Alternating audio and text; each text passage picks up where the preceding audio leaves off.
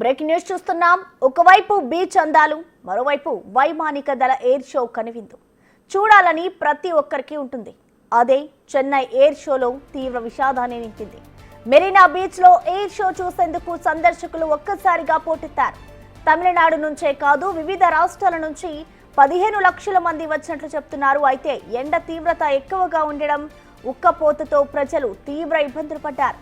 చాలా మంది సొమ్మసిల్లి పడిపోయారు. ఈ ఘటనలో 5గురు మరణించినట్లు తెలుస్తోంది.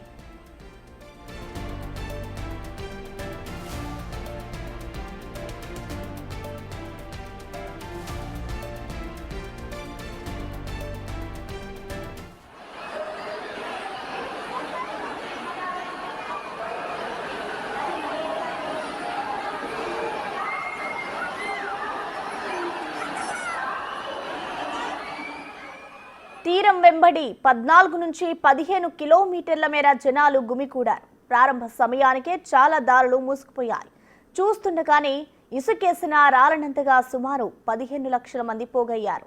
మరోవైపు విపరీతమైన ఎండ, భరించలేని ఉక్కపోత, సరిగా ఊపిరి కూడా తీసుకోలేని పరిస్థితి. ఈ పరిస్థితుల్లో ఎయిర్ షో ప్రారంభమైన కొద్దిసేపటికే చూస్తుండగానే సుమారు 230 వరకు సొమ్మసిల్లి పడిపోయారు.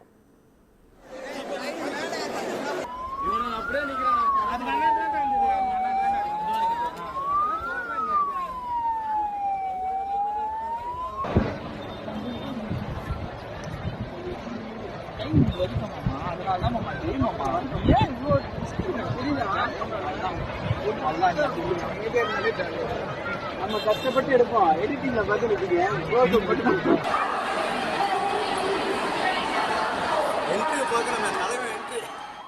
ఎయిర్ షో ముగిసాక ఎవరు ఎటు వెళ్లలేని పరిస్థితి. బీచ్ రోడ్లో త్రాగునీటి వసతి లేకపోవడం, ఎండ తీవ్రత పెరగడంతో బాధితుల సంఖ్య పెరిగింది.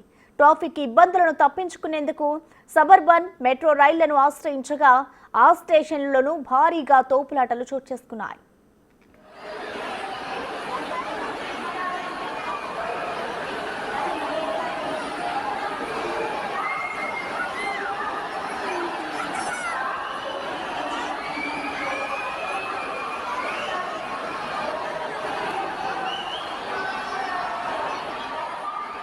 ఎయిర్ షో మధ్యాహ్నమే ముగిసినప్పటికీ జనం లక్షలాదిగా తరలి రావడంతో ట్రాఫిక్ సాయంత్రం వరకు కొనసాగింది. సొమ్మసిల్లి పడిపోయిన వారిని అంబులెన్సుల్లో ఆసుపత్రికి తరలించడం కష్టంగా మారింది. బీచ్ సమీపంలోని లైట్ హౌస్ మెట్రో స్టేషన్, వెలచ్చేరి వద్ద ఉన్న ఎంఆర్టీఎస్ రైల్వే స్టేషన్లు జనంతో కిక్కిరిసిపోయాయి.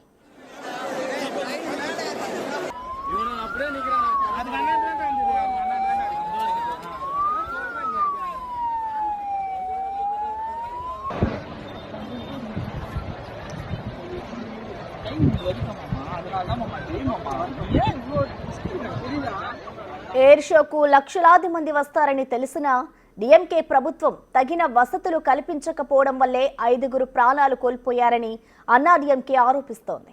వారి మృతికి ప్రభుత్వమే బాధ్యత వహించాలంటున్నారు.